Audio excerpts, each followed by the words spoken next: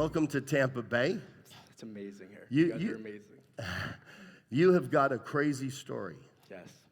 but God has taken you from a really whacked out, lifestyle to an amazing life now. And I don't Amen. know that we'll get into everything, but we're going to tell your story.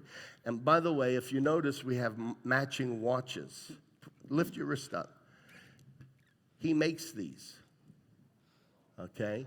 And he went from stealing cars and radios and doing drugs. God has not just reformed him, God has made him a new creation. He makes wooden sunglasses as well. He has a website called Divine89.ca. Yeah. Divine, as in 89. God is divine, That's right. divine89.com. .ca. Yeah. Oh, sorry, Canada. Yeah. .ca. Okay, Come there on. you go. Come on. Very good. Well, Jordan, great to have you. I know your story a lot better now, and we're going to tell these folk your story. So, Perfect. you obviously were born, Yes, I was born. and I'm here. at some point, your biological father Yeah. ended up being separated from you.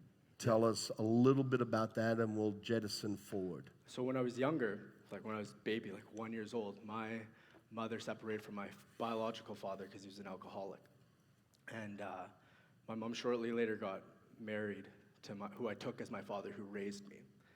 And basically, I grew up just really angry and frustrated, not knowing my father, who actually was who I was, why he left me, abandoned me, And so I grew up with all my man attributes, like the things that I thought I needed to be through music videos and all that type of stuff that a lot of people have, because you don't have your parents, so you raise yourself in that sense, yeah. Right. Yeah. Okay, and then unfortunately, your mom and the man you took as your dad, Yeah. they ended up separating as well. Yeah, when I was 14, my parents, my stepdad and my mother, they separated, they divorced, and in those years to come, it was really rough being in a household of my parents, both me and my sister, and I was just angry, frustrated, and I had a good upbringing in that sense, but I was hurt, with a lot of things, losing my family.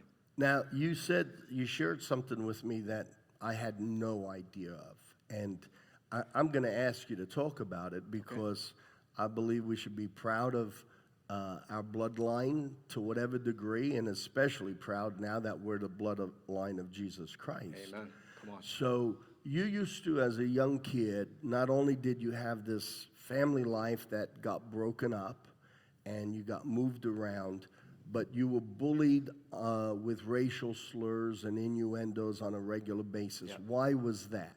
Well, where I was from in Canada, there's not a lot of diversity color-wise, and I dealt with a lot of racial comments and stuff like that with my family, and had to learn to protect myself in a sense, and I never ever did it always the right way, if you would like to say, but yeah. What would be the wrong way? Yeah, so what happened was, I just grew up angry and frustrated with having to defend myself and stuff, and my mom and dad would always think about what was the best thing for me, and that's when I put in But let's go a little bit deeper. This is a multicultural church. Come on. And there is no racism. The only thing we all have in common is that we are sinners on the way to hell, and we need Jesus. Amen. And That's when what we we need. find Jesus, we have in common that our sins were washed away, and we are now his kids. Amen. Okay? Yeah. So racism to me is something that should not exist. But I want to talk about it for a moment because it hurt you. It made you an angrier young man. It did. So what are your bloodlines? So I'm Puerto Rican, African, and my African Kenyan. My mom is Irish, Kenyan, and my dad's Puerto Rican. So that's my mix. And you were telling me that your granddaddy. Yeah. Tell me about your granddaddy. So my grandma married my grandpa in a time, who was Irish, where blacks and whites don't marry. And we came from New Orleans, our family, up in from down in New Orleans, all the way through the Underground Railroad to Canada, and made it over to Edmonton. And we're one of the first black pioneers to be in Canada, in my background. So, yeah. Awesome. Yeah. Absolute shame that there's part of our history where there had to be an underground railroad. You know, there are things, of course, that we need to be ashamed of and make right. So your granddaddy was one of the men who, your granddaddy? My grandma. Your grandma. Yeah. Part of that Underground Railroad system, people, good people, with their common sense working, helped them to escape, and they settled up there. But then as a young man, you faced racism and a lot of slurs and hate and stuff like that. Yes, I did. But our whole family, so it was a good go. All right. Yeah. So what did you first start dabbling in your wayward life? So when my parents divorced, like my stepdad and my mother, when I was 14, my mom moved me to British Columbia from Alberta. And I was very, very angry. You know, my dad said that he would come, he would be there. And, you know, I felt like I needed to be man of the house. I had 2 women, and I felt in my household, my little sister, my mother, and my mom was working all the time. And, you know, I just became frustrated. You know, I was going to school, kind of raising myself, doing my own thing, like I'm sure a lot of you have. And I became really, really upset. But at the same time, felt like I need to provide for my family, you know, for my mom and my sister. And I had that weight on my shoulders at the age of 14. Yeah. So what did you do to provide? So with me, I started hanging out with the wrong groups of people. And I started stealing with cars and selling used car stuff, you know, to people who wanted stereos, wanted car pieces, and we started out there. And then it moved and evolved to hanging out with deeper crowds, because when you're in that group of people, you go deeper and deeper. It's a hellhole.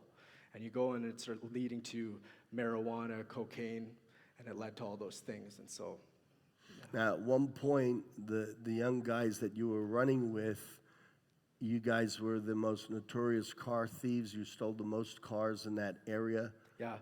In the area where the west side where I was from, we were known for taking the most cars at that time. Yeah. And Jordan, so that people understand why I want you to elaborate, it's because grace will take us from where we are. Amen. It doesn't matter how screwed up, how messed up our lives are. We're not trying to glorify the past. But the reality is, there could be folk here right now, and you think your life is too messed up, you've done too many bad things, there's no way God could ever accept you, or you got to clean yourself up before you come to God. That's not the case. And you're going to hear a story just gets worse and worse and worse. But if I keep pulling these points out of you, it's not to glory about, you know, oh, we had the biggest gang of stealing cars. It's to talk about there's hope. Amen. It doesn't matter how low you've sunk. There is hope in Jesus Christ. Yeah. Is that right? Amen. Come on. That's the truth. All right. So you started stealing cars. You ended up, I think you stole from a biker or something. Yeah, we stole from this car lot. There was this car lot one time. And we ended up in there, and we wanted to check out to see what it had. And we went there the next day, and the next night, because we wanted to take all the stereo stuff that was in it. And we cut the chain link fence, and we took all the stereos, because it was a one-stop shop. There was like 12 cars, took everything right there. And the next day, I come home from school, and there's this huge lifted F-350 truck. And it has these guys, and they're all sleeved up, tatted up, and they pointed at me, and they said, "Come here." And I walked over. And they said, "I know you have my stuff. I caught you on camera. I want my stuff tonight at midnight. Bring it to our shop." I said, "I don't know what you're talking about." He said, "Yeah, I want it back. You know what I'm talking about." I said, "I don't know what you're talking about." He's like, "You know, you better be there." And that was it. And I walk and get on my cell phone and call my buddy where we had our stuff. And I said, "Look, I just had this visitation with this guy. You know, like an angelic visitation." It wasn't angelic. It was, you know, it was not a good one. And so, you know, I called him, like, "We need to drop this stuff off." And he said, "I don't want to go back there." I said, "Me neither, but we got to, you know, because he said some things too about my family and also, so, you know, I had to go back there. I'm not going to get my family in trouble." Now when I say this guy who owned the car lot, he was a biker. Yeah. But they were from a very notorious Yeah. nationwide Yeah. bike gang. That's right. And there's been a number of them in our nation's history. He ran into the wrong boys. That's right. What's a little bit comical about the story that they don't know Yeah. is that you had an afro back then. I did. I had a Right? big, but big you guys wore disguises. Yeah, we did. I was all masked up, but my one buddy, and I wore a big hat so my hair was down, but my buddy wore an afro. And like a wig afro when he went in there. As a disguise. As a disguise, yeah. 'Cause the white guy wore an afro, thought it was a joke with big glasses on. And when we went in there, when they caught us on camera, they caught him, but they knew it was me, but it wasn't. And that was the mistake, right? I love your friends. Yeah. I mean, you got really good I friends. know, right? It was not a good scene, yeah. So they fingered you because they saw him with That's an right. afro and thought he was you. Yeah. All right, so you returned the stuff, and in the end, In the end, the guy wanted us to work for him. And that was the dark hole. That's how it worked. So he liked that we had so much, you know. so now you're stealing cars, stealing car stereos so that he could put them in the cars Yeah. on his car lot. And that's how it started, yeah. It's the whirlwind of how I got into it. It's called recycling, redistribution. Yeah, Yeah, it's crazy, isn't it? it is. It's, Now, you had another incident with a friend. yeah. Now, these were your worldly friends, your mates, your buddies, guys that you would think you're going to hang tight with for the rest of your life. Yeah. Tell us about this crazy story. So when I was 15, 16, we went in this house. My ex-girlfriend, her best friend's dad was heavily acquainted with some people. And we walked in his house and You like the way he said that? and Heavily acquainted with some people. and so we went up in their house, we're snooping around, right? We're young and stupid. She's like, well, my dad's never here type thing, blah, blah, blah. And we're like, cool. So we're snooping in his parents' bedroom. And inside his attic, he had cut insulation pieces that had suitcases all inside them, that were suitcases. And we're like, what the heck is this, right? And we're trying to find the keys that would open up these suitcases. And we flipped the house upside down trying to find these keys because I knew there was something in there. I was like, it's either drugs or it's money because it was like, boop, boop, boop, boop, like when you shake it, right? And it was big suitcase. And so what happened was we ended up giving up looking for the key, and then he had it in the most obvious place but unexpected place. You know, it was downstairs sitting on a thing. So we run up to the bedroom, we open it up, and there's cash money, like $1 million, no joke. Like a movie scene, stacked money, 100 bills, diamonds in the corner. It was like a movie, okay, at 16 years old. That was the first $10,000 that I took from it. But I slipped it out of each pack at the time because I was too scared to take it. So what did your buddy do? My buddy, well, we're all talking about how we're going to take it. We're like, let's take this money, 16, genius idea, you know, and let's just disappear because it was that much money. And when you see that much money, it changes you. That's what God means when, you know, he says, you don't let the love of money, you know, roll over your heart. It's good to have money, but don't let it own you, you know. And so that's what happened with my best friend at the time. And so a week went by, we decided not to take it. We're like, we're not going to take this money. A week went by, you were Yeah. still debating it? Yeah, we're still debating it, you know, how we're going to do it. You have to plan because people die when they take this type of stuff. You need to, No joke. yeah, it's not a game. Yeah. Yeah. And so what happened was a week goes by, and I get a phone call. And this guy is just losing it. And it was my girlfriend's best friend, dad, on the phone saying, you're going to die. I want my stuff back. You're all going to. I'm like, what are you talking about? The money's gone. I know it was you that took it. Because my girlfriend's best friend said, yeah, I had guys in the house, and these are the guys that most likely took it. And I had no idea that was taken because I knew that it was heavily, you know, something's going to happen if we took it. But someone So did your take it. buddy went back Yeah, he went without including you, Yeah, without including me. took the suitcase with $1 million. Yeah, took it. 16 years old. And when I say I know that it is like $1 million, how do you know? You know. And I'm talking like $25,000 stacks. Okay, so yeah. It adds up 50,000 quick, stacks. eh? Adds up quick. And so what did her father pleasantly threaten you with? That basically, if you don't get this back, you and your family, I'm going to kill him. That's what he said. I'm going to kill you and your family. And I'm like, I don't have it, you know. And so I went to my best friend. I said, give it back. I said, they're calling my house and they're giving me death threats. Give the money back. And he denied it. He said, I didn't take it, man. It wasn't me. He denied it. My best friend. You know, he's willing to let my family suffer the consequences to his actions. This is a guy I ran with, you know, for a while. Yeah, it hurt my heart. And what happened? Did he end up returning it or not? Never returned it. He ended up dying 2 years later.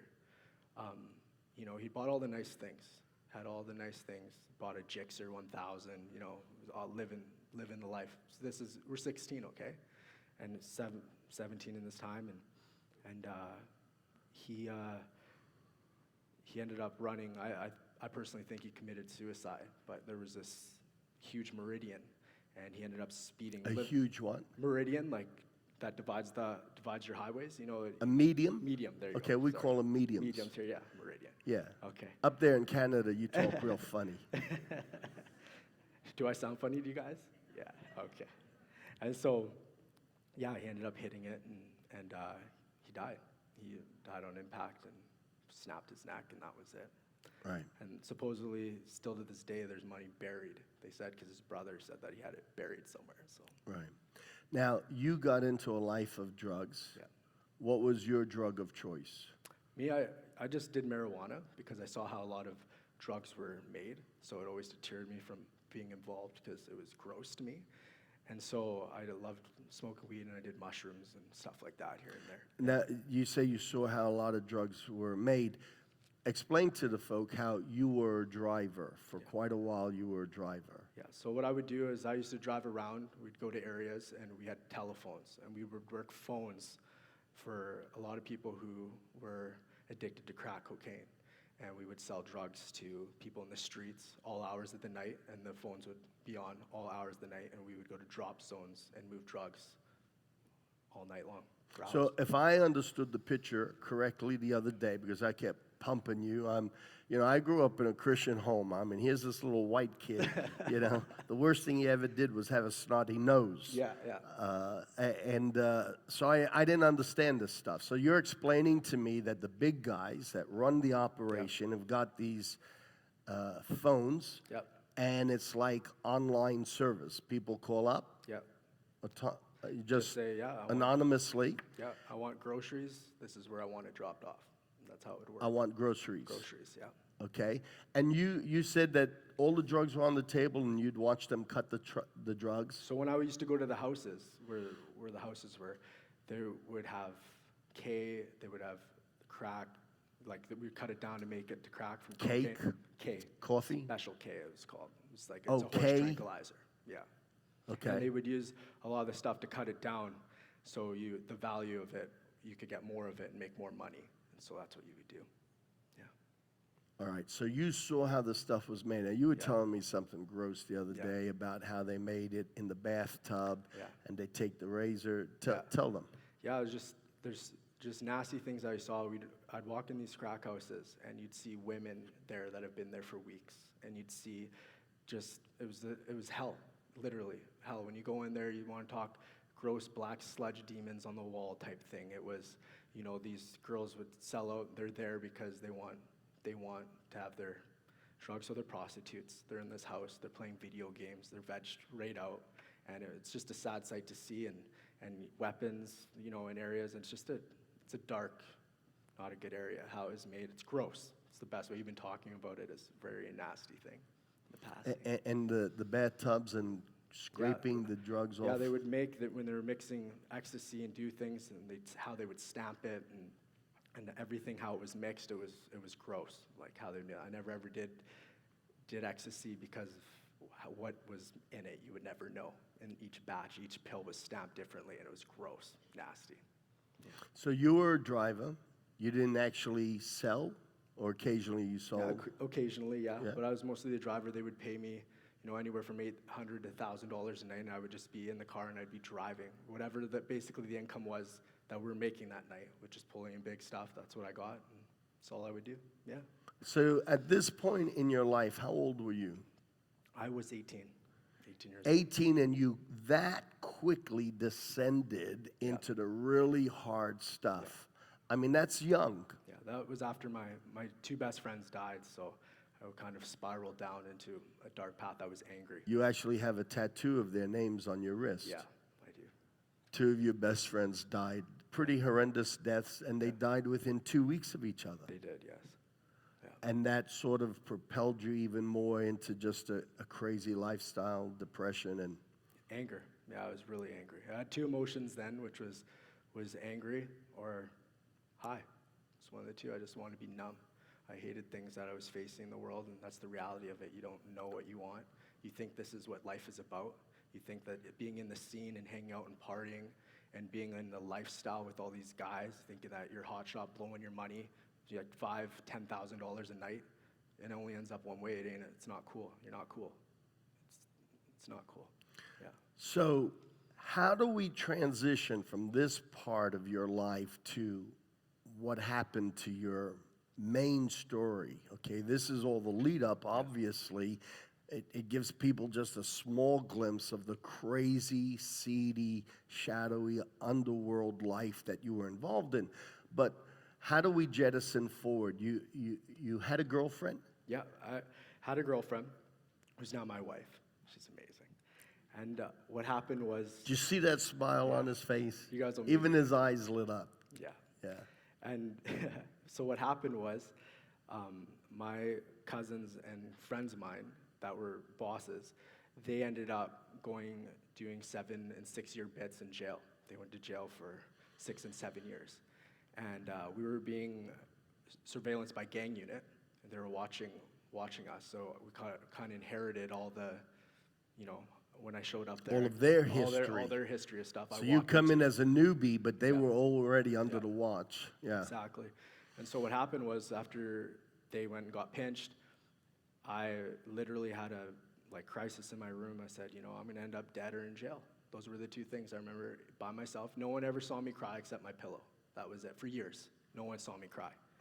And what happened was I was like, I need to get out of here. So years prior to that, I remember showing up in my M5 BMW at this campsite, all balling out, thinking I'm cool, young.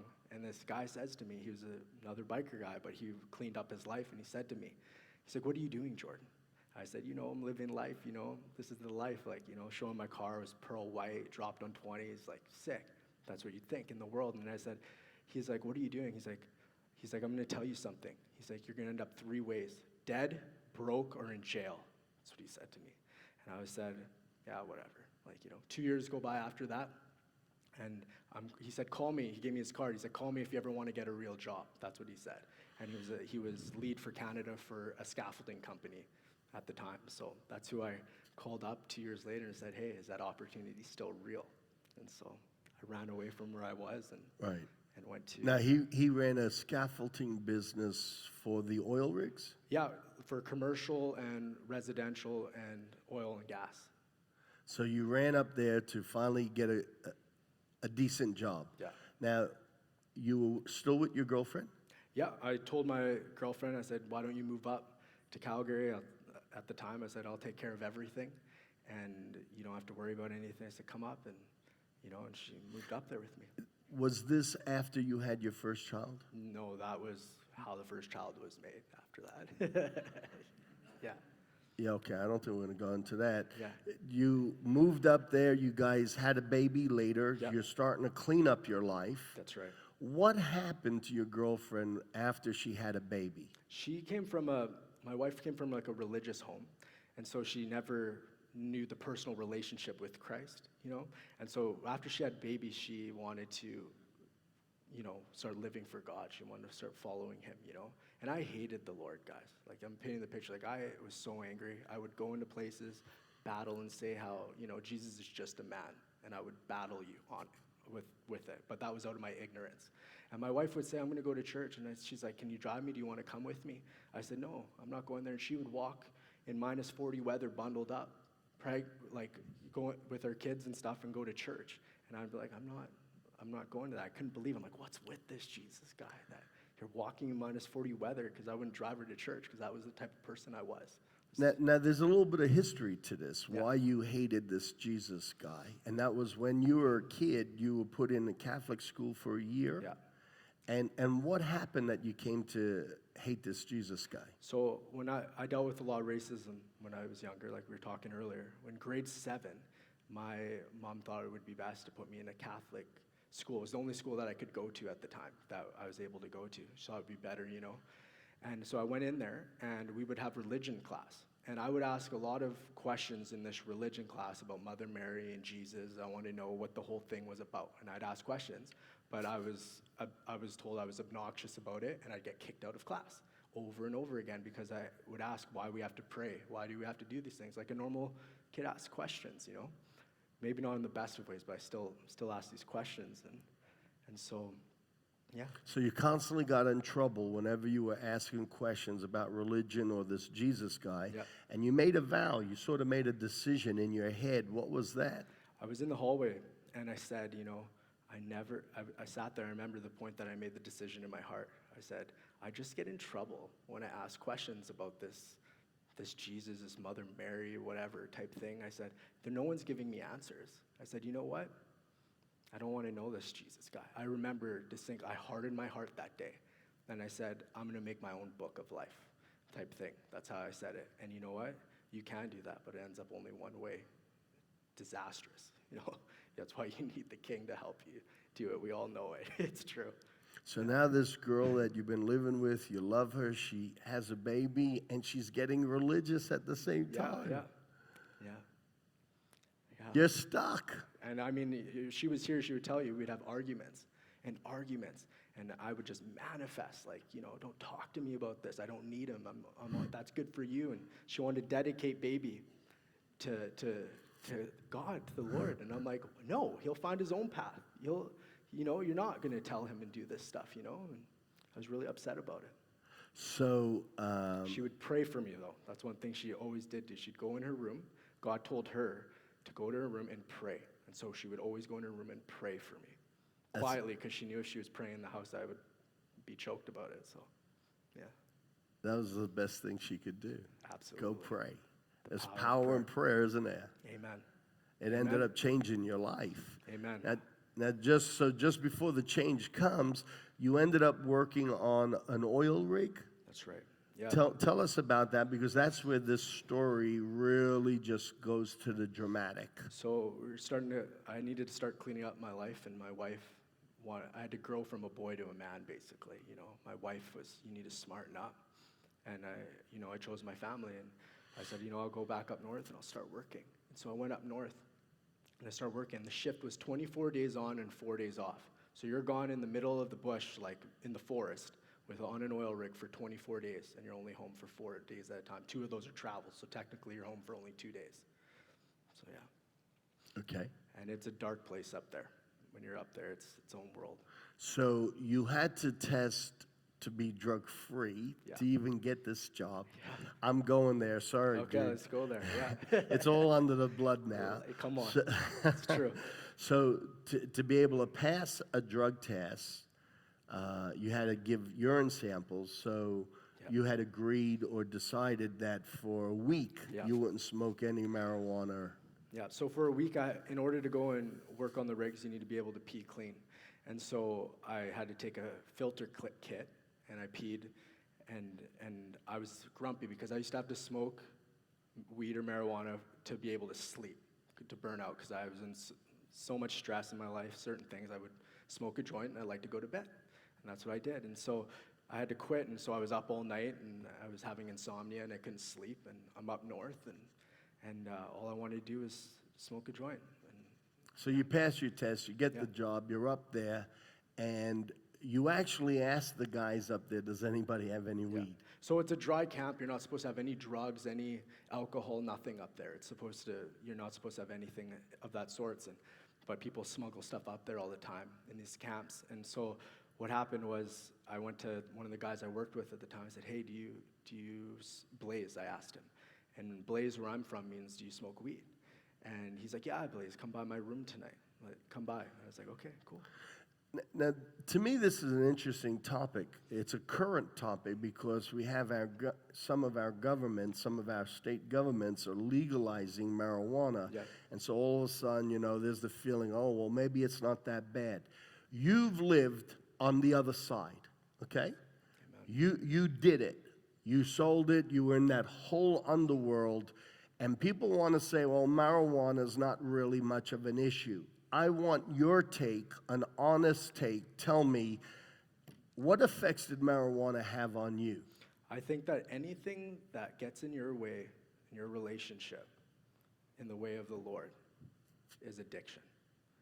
Anything that is interfering with you personally going deeper with the Lord is a hindrance to your relationship with the Lord. And so, personally, with me, smoking weed and doing those things, I was constantly in need of it. I was relying on it. And so anything that you're relying on other than Him, I think it's a big problem. People will say that marijuana is not a gateway drug to other drugs. What would you say to that? You want to go, depending on your situation, I think that it can bring you there. It does, because you want to, eventually, that numbing doesn't work anymore. So you go to the next level of things, and that's the reality of it. Listen, church, we have to be aware and we have to be alert, and don't swallow all this nonsense that they perpetrate through the media and through the newspaper and stuff like that. It's propaganda from the enemy, okay? Good people making these rules, probably honestly deceived, but there is always a sinister power behind it. And in what I'm saying is there are demonic agents that want to steal your young people. They want to entrap you. They want to seduce you. They want to, literally take over your life. And it is a gateway drug because after a while, you're looking for the next high, something that'll give you more of a buzz because you get used to it. I mean, the experience that you're going to end up telling us about is an experience where you had said to me, you got immune to certain levels of drugs. And the same with the marijuana. You need a bigger fix. So this guy says to you, yeah, you can blaze, come back to my place. That's right. And what happened? Tell us in detail the paraphernalia, what you got involved in, and the effect, and what happened to you. So what happened was I went to his room that night, and he had a one-hitter pipe, right, that was already stacked up. And so a one-hitter pipe looks the same. It can be used for crack, can be used for, it's just a one-hitter. It's a quick, one straight haul. So One-time use. And when you say stacked up, I mean, some of us here, we're not from that world. Okay. So stacked up means? Like packed with usually marijuana. That's what I wanted in that case. I did. But he already had it packed, okay? And so when I showed up to his room, he's like, here, and he passed me the lighter and passed me the pipe. And what happened was I grabbed it, and I hauled on it because I haven't smoked for 8 days almost now. So I'm like, okay, I'm going to have a good haul on this, and I'm going to go to sleep tonight. That's what I'm thinking. And so I haul on it. And and by hauling, I'm breathing in as much as I can. And so what happens is, the minute that I blow it out, I realize what it is because I can smell the disgusting smell of crack because I know I've been around it. And the guy laced it with, it was like copious, lots of crack in it. Copious amounts of crack. Yeah, in it. And you didn't normally do crack. Never. And so I had no immunity to crack, but I knew what it was the minute that I blew it out because I could smell the disgusting demon that it is. It's gross. And as you breathe out, you were saying something about a burning feeling. Yeah, Explain. Just the burning, like lips, the taste, the smell of this nasty burnt plastic that it is. There's only one smell of crack, and people who know what it smells like. And it was nasty, and I just was like, what is this? What did you do? Because I was tricked, And the guy was laughing at me, and he says, it's crack, man. It's crack. And I was like, no. So you were pretty angry. I was angry, and I rushed to my room right after that because I can feel I was having extreme amounts of anxiety and pains in my chest instantly. That was happening. That was overtaking me because I had no immunity to crack ever. None. And people are saying, well, you don't overdose on crack cocaine or whatever. Yeah, you do. If you have no immunity, anybody ask, and you just haul on a big one, people understand what a little one and big one mean, that's it, you know? So, here, the floor's yours. Tell them the story. What happened? Because this is where it gets really intriguing. I get to my room, and all of a sudden, I hear laughing. And I'm hearing laughing, and I'm like, okay, what is that? And this isn't a trip, by the way. This is real. This is the spiritual realm. And so what happens is I hear laughing and cackling, and they're demons, and I can hear them, and I can see them. And anyone who knows has done drugs know it's a demonic world when you go in these places. And so what happened was, all of a sudden, my heart was burning. It felt like someone grabbed boiling water and threw it over my heart, and I was sweating like abundantly, like a lot of sweat, just dripping, buckets of sweat, which are all signs of heart attack. All of them are signs of it. And I fall on the ground, and my heart's in pain. It literally feels like it's burning. Someone's scorching it. It's the worst type of pain. And all of a sudden, I was taken to this nice ride, this BMW type thing, drop-top convertible, and I feel how I feel right now. This is where it gets really insane. So I'm driving, and I had a car. I was in a suit. There was a money bag beside me, and it was a one-way road with a skyscraper in the background and all these women around me. And what happened was, what it was everything you think you want in the world: money, cars, success, women, all the things that the world tells you that you need, okay? And I'm driving, it feels very real. And I'm like, this is the life, yeah, this is it. But then all of a sudden, I hear my wife's voice saying, come home to me, it's beautiful here, come home. And it was the only light in my life at the time, which was my praying wife, who prayed for me all the time.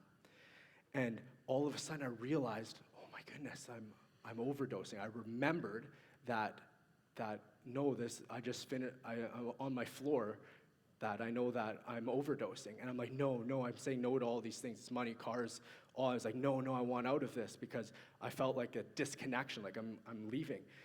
And all of a sudden, the car breaks down, and these women and everything around me turned to demons, and an earthquake behind me. And I'm hanging on to the steering wheel, and I can see hell.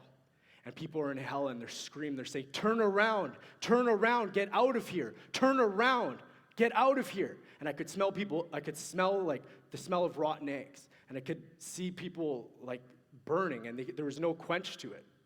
And it was hell. It was a level of hell. And I'm hanging on, and I'm like, no, like hanging on to the steering wheel. And it was the worst. It was the worst thing ever. Now, when we were talking yesterday, you were adamant. Yeah. You said, and I'm not putting words in your mouth, you said, Pastor Rob, I know what a trip is. Yeah, that's right. This was not a trip. Absolutely. No, it wasn't. So no question, no doubt in your mind. Not a doubt in my mind. The thing is, in the spiritual realm, use all your senses. You know it's all real. I don't care. You just know.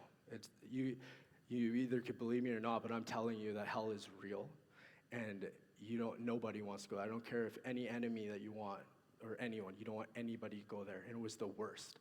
And so what happened was, when I said no to all those things, I was back in my dying body on the floor of my trailer room floor, and my heart was fluttering. It was like, boom, like fluttering, and this is it. And I'm fighting to keep my eyes open. And anybody who's ever almost fought death or almost died or has had a near-death experience knows what I mean when you're fighting to keep your eyes open. Because when your eyes close, that's it.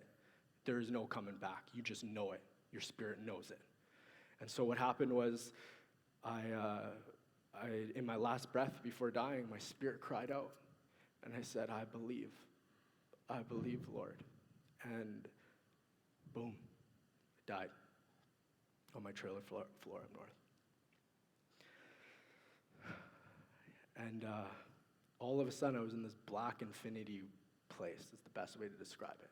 It's like looking at the stars at night with no stars in the sky, and I was how I was, but I knew that I could never get back to my family, my mom, my wife, my son at the time, and I knew I'll never get back. And I'm walking aimlessly in no direction because it's just black. That's how I felt.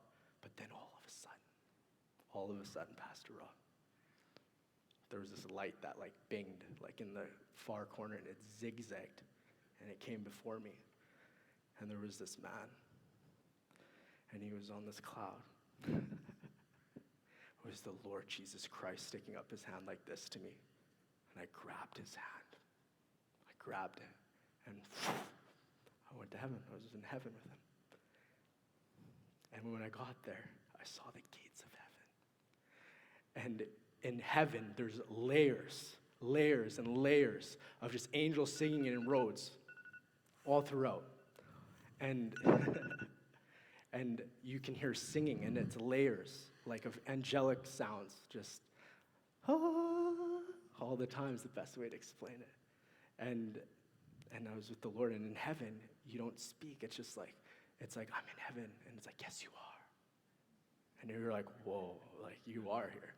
And the gates are real, but I didn't walk through the gates, because if I walked through the gates, I'd be dead right now, well, alive right now with him in heaven, not dead, but alive with him.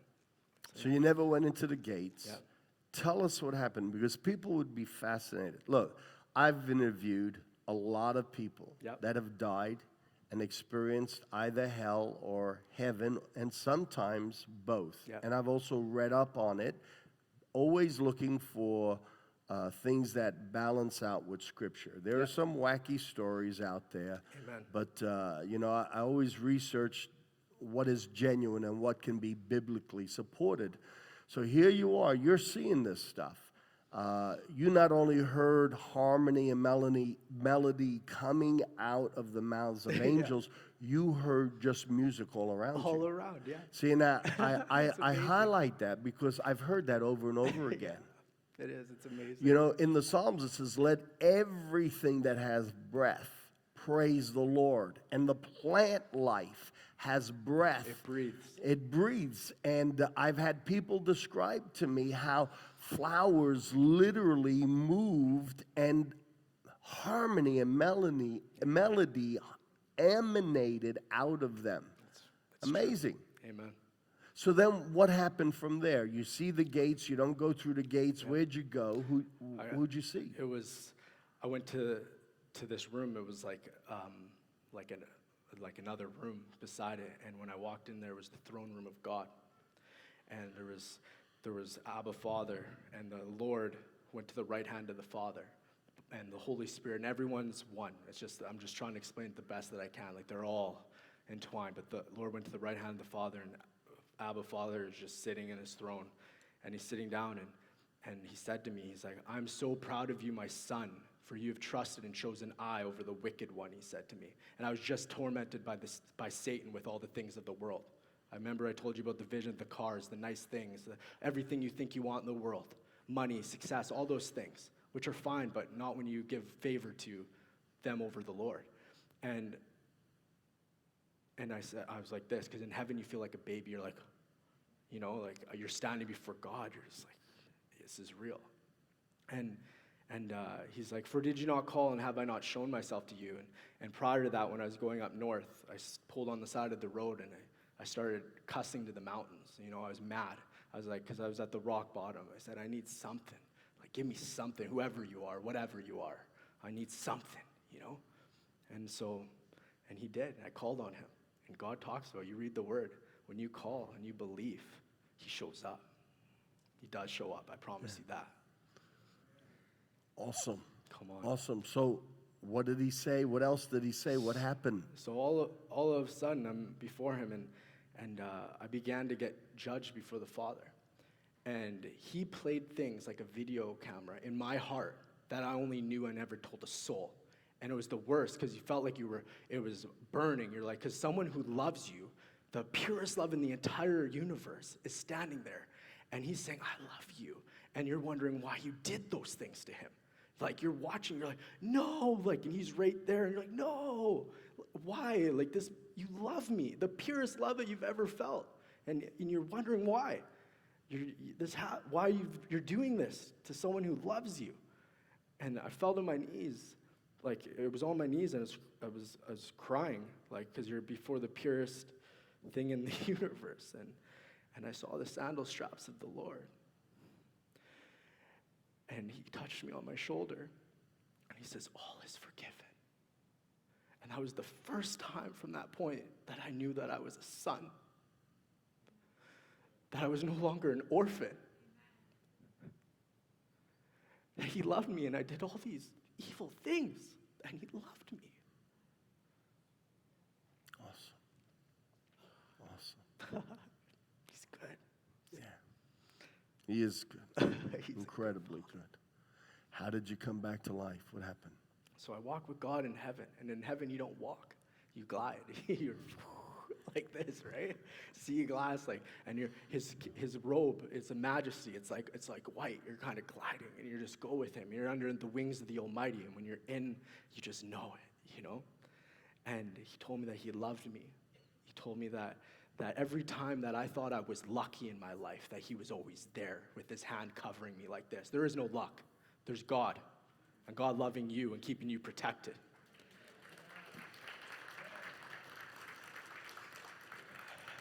And he told me he loved me. He told me that I need to be sober, that I no longer do these things, sober and vigilant. He told me that to marry my wife. I never believed in marriage at the time. He said, go marry your wife. He said, she has a heart of gold. I'm the fruit of my wife, the fruit of prayer. The prayers of the righteous avail us much, says the Lord. Yeah. Even mothers who are praying in here and dads and parents who are praying here, God hears your prayers, and don't think they're little. They're not. God hears them. And it's harvest season. God's moving.